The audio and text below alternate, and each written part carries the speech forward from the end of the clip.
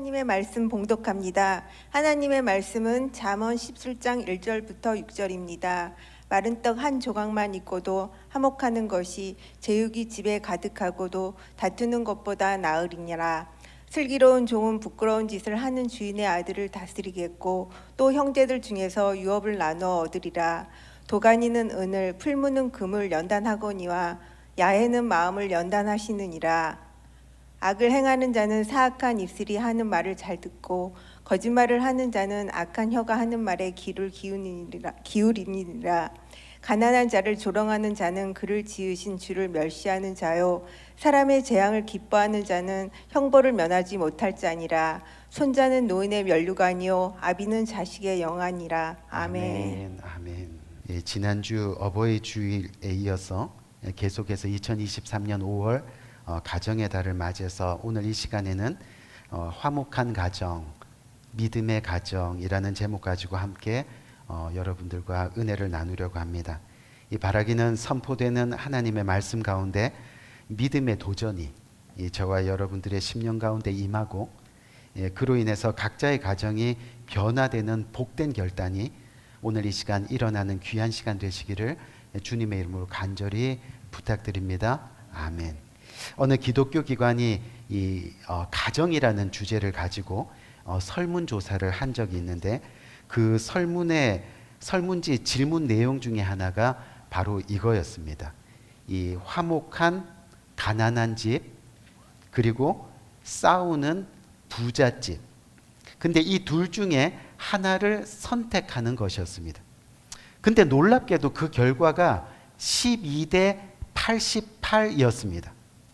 거의 90%에 가까운 사람들이 자신이 원하는 가정을 싸우는 부잣집으로 선택했다는 겁니다. 다시 말해서 돈을 가정의 행복으로 여기는 사람들이 많다는 그런 이야기죠. 하지만 여러분, 이 진정한 가정의 행복은 물질에 있지 않습니다. 오히려 물질이 때로는 가정을 깨고 또 가정을 불행하게 하는 경우도 드물지 않게 볼 수 있음을 우리는 잘 알고 있는 거죠. 우리 사랑하는 성도님들, 여러분들은 가정의 행복에 대한 기준이 무엇인가요? 이 화목한 가정, 하지만 가난한 집, 싸우는 가정, 하지만 부잣집, 이 둘 중에 어느 집에서 여러분들은 살고 싶어 하십니까? 이 분명한 것은 성경에서 말하는 이 가정의 행복의 기준이 물질이 있고 없고가 아니라 바로 화목함에 있다는 것을 우리는 기억해야 합니다. 쉽게 말해서 화목하면 행복한 가정이 되는 겁니다. 그래서 오늘 본문 1절 말씀을 보면 어떻게 되어 있습니까? 마른 떡 한 조각만 있고도 화목하는 것이 제육이 집에 가득하고도 다투는 것보다 나으니라 라고 그렇게 말씀하고 있는 거죠. 이 말씀은요, 화목한 가난한 집과 싸우는 부잣집을 대조해서 행복의 조건을 말씀하고 있는데 이 성경이 말씀하고 있는 가정의 행복이 결국은 화목한 가정이 부유한 가정보다 낫다라는 그런 이야기입니다. 다시 말해서 얼마나 부유한가가 아니라 얼마나 화목한가 하는 것이 바로 행복한 가정의 참 가치가 된다는 그런 말입니다. 돈이 있건 없건 가정의 우선 행복 순위가 바로 화목에 있다는 그런 이야기죠. 가정이 부유한데 화목하면 그것은 금상첨화입니다. 또 가정에 돈이 없다 해도 화목하면 충분히 행복한 가정을 이루어갈 수 있게 되는 겁니다. 성경이 말하고 있는 가정의 우선이 바로 화목이라고 말씀드리고 있는 거죠. 그래서 오늘 본문 1절에 나오는 내용을 보면 이 마른 떡 한 조각을 가진 가정이 나옵니다. 떡을 오래 두면 딱딱하고 또 굳습니다. 먹기도 힘들고 맛도 없습니다. 게다가 한 조각뿐이라고 말씀하고 있습니다. 바로 경제적인 가난을 이야기하고 있는 거죠. 하지만 성경은 가난하게 살아도 가족이 화목하다면 그것이 바로 행복하고 가치 있는 가정이라고 말씀하고 있습니다. 그런데 여러분, 오해하지 마시기 바랍니다. 뭐냐면 오늘 이 말씀이 가난이 좋다는 것이 아니라는 겁니다. 가난이 좋다는 것이 아니라 화목이 그만큼 중요하다는 것을 말씀하고 있는 거죠. 그런데 반면에 제육이 가득한 집이 있습니다. 날마다 진수성찬이 가득한 그런 부유한 집을 의미합니다. 하지만 아무리 부유해도 가정이 화목하지 못하고 서로 싸웁니다. 성경에는 다툼이 있다라고 그렇게 말씀하고 있습니다. 여기서 다툼이라고 하는 이 단어는요, 자기 주장과 자기 욕심을 접지 않고 있는 상태를 가리키는 말입니다. 결국은 뭡니까? 가정이 자기의 주장과 욕심으로 인해서 하나 되지 못하는 모습을 이야기하고 있다는 거죠. 그리고 그런 가정은 가정으로서 의미가 없다고 말씀합니다. 특히 제육이 집에 가득하다고 말씀하고 있는데, 여기서 제육은요, 제육볶음이 아닙니다. 히브리어로 제바흐라는 이 단어를 쓰는데, 바로 하나님께 예배를 드리고 나서 먹는 고기라는 그런 뜻입니다. 즉 하나님께 예배도 드리고 또 가족끼리 모여서 고기까지 먹는데 지금 가족끼리 싸우고 있습니다. 다투고 있다는 그런 이야기입니다. 여러분, 하나님을 믿는 가정인데 또 하나님을 예배하는 가정인데 왜 그 가정에 화목함이 없는 걸까요? 우리가 로마서 5장 10절 말씀을 한번 보겠습니다. 로마서 5장 10절 말씀을 보니까 곧 우리가 원수되었을 때 그의 아들의 죽으심으로 말미암아 하나님과 화목하게 되었은즉, 예수 그리스도의 십자가에 못 박혀 죽으심으로 말미암아 우리가 하나님과 뭐가 됐다고요? 화목하게 되었은즉, 화목하게 된 자로서는 더욱 그의 살아나심으로 말미암아 구원을 받을 것이니라. 아멘. 아멘. 이게 무슨 뜻입니까?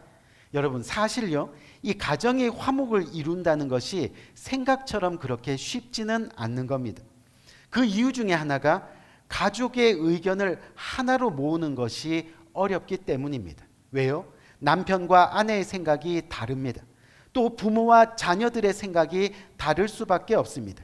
또 부모와 자녀 간에는 세대차가 있어서 이 서로를 이해하고 따라가기가 여간 어려운 일이 아닐 수 있습니다. 그래서 우리가 기억할 것은 뭐냐면 어느 한쪽이 늘 희생하기 마련이라는 겁니다. 아버지가 희생하던, 어머니가 희생하던, 자녀들이 희생하던, 그렇죠? 희생하기 마련인 겁니다. 그러다 보니 가족이지만 세월이 오래 지나면 서로의 가슴에 상처가 생기고 또 아픔이 생기고 그렇게 되는 겁니다. 그런데 그런 우리의 죄의 모습 때문에 예수 그리스도가 십자가에서 죽으셨다라고 말씀하고 있습니다. 우리를 구원하시기 위해 자신을 십자가에 내어주셨다는 겁니다.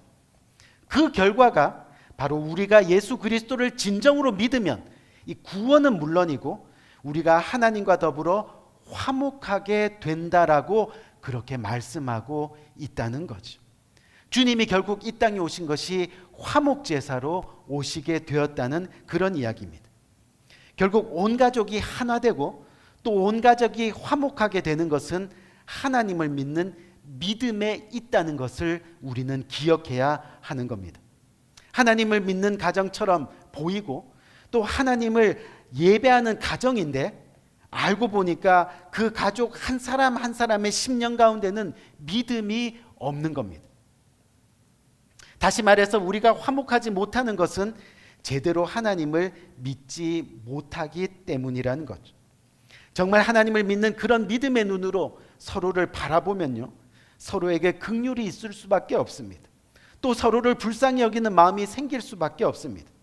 그래서 어떤 상황에서도 서로를 용서하고 또 서로를 안아줄 수 있는 겁니다.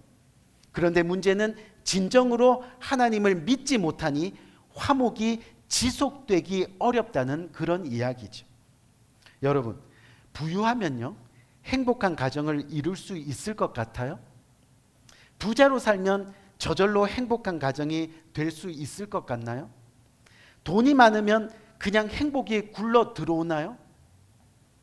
옛말에요, 재물, 즉 돈이라는 것은 날개를 가진 새와 같다고 했습니다. 언제라도 나에게서 날아갈 수 있는 겁니다.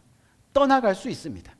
반대로 없다가도 생기는 것이 또한 재물이라고 그렇게 옛말은 이야기하고 있습니다. 결국 무슨 말입니까? 재물은 정함이 없다는 겁니다. 그렇기 때문에 정함이 없는 정함이 없는 이 재물에 마음을 빼앗기면요, 결국 신앙생활도 제대로 하지 못하고 믿음도 제대로 생기지 못하고 급기야 화목한 가정을 이루는데도 실패하고 만다는 겁니다. 우리는 재물보다 더 소중한 것들이 있다는 것을 이제는 깨달아야 합니다. 가족 간의 사랑은 억만금을 주고서도 바꿀 수가 없습니다.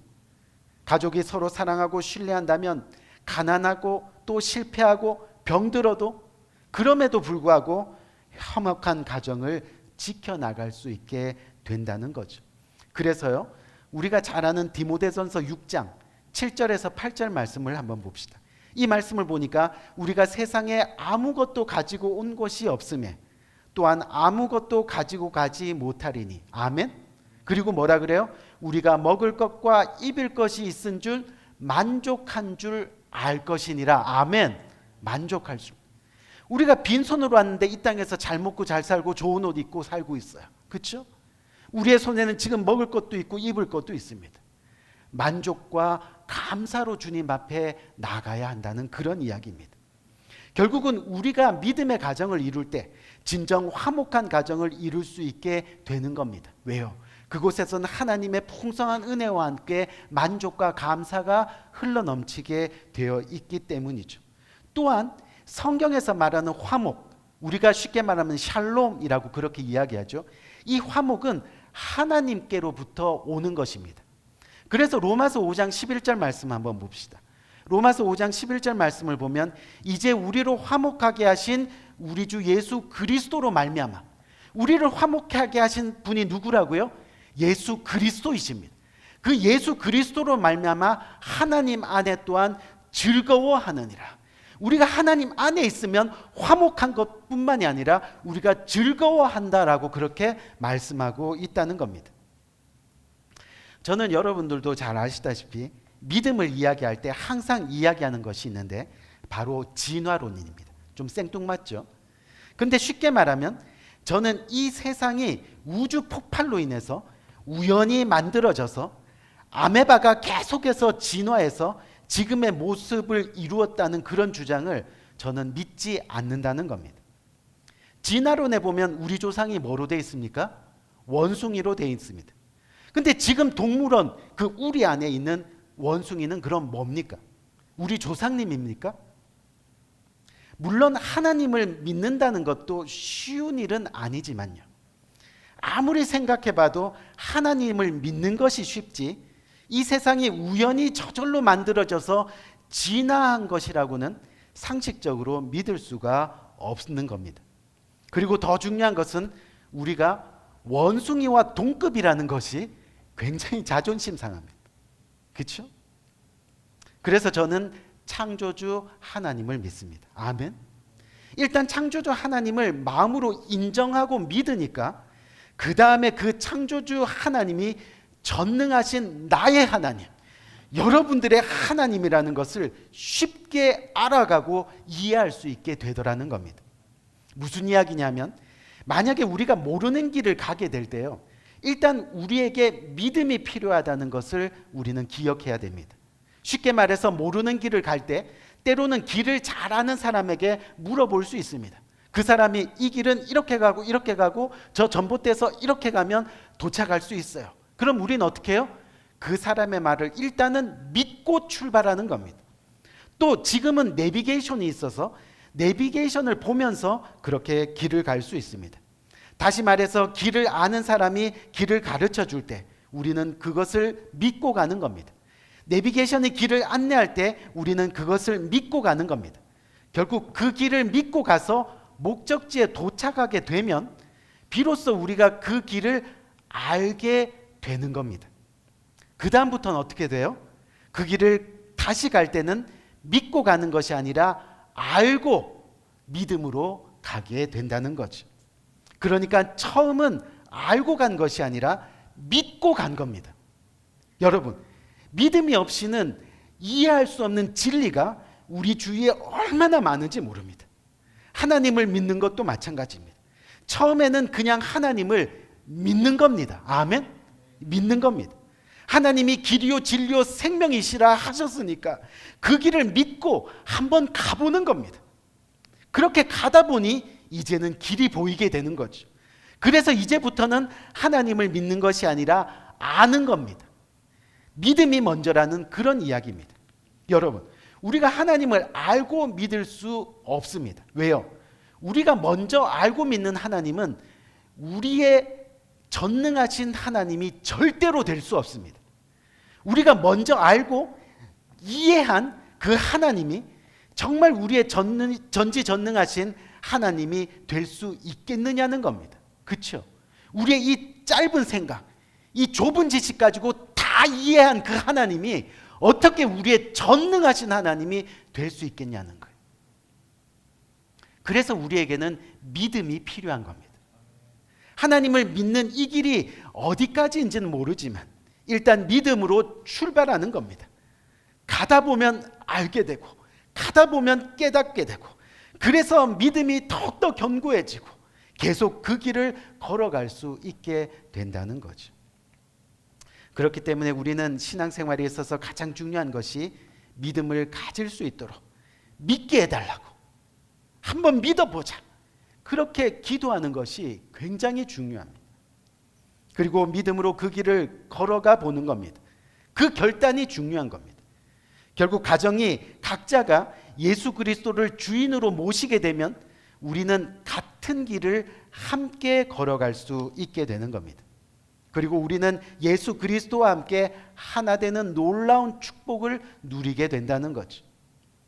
우리를 하나 되게 하시는 주님이 결국은 주님 안에서 우리를 화목의 길로 또 구원의 길로 인도하시는 겁니다.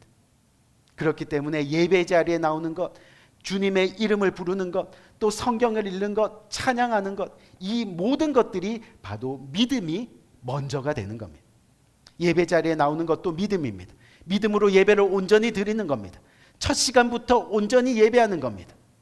더러는 찬양이 싫다고 찬양 다 끝난 다음에 늦게 오는 분들도 있습니다. 찬양이 싫어도 믿음으로 드리는 겁니다. 기도 시간, 광고 시간, 성경 봉독 시간, 말씀 시간, 헌금 시간, 축도 시간, 이 모두가 믿음으로 드려지는 겁니다. 자기가 싫다고 안 하는 것이 아니라 일단 믿음으로 참여하는 겁니다. 그러다 보면 하나님이 보이기 시작합니다. 아멘. 이 말씀이 우리의 삶 가운데 이루어지는 놀라운 역사가 일어나게 되는 겁니다. 제가 이번에 건강 문제로 한국에 가서 진료를 받기 위해서 갔는데, 이 한국에 가서 이 교회 주일 예배를 제가 부모님들 있는 교회에 이렇게 참여하게 됐습니다.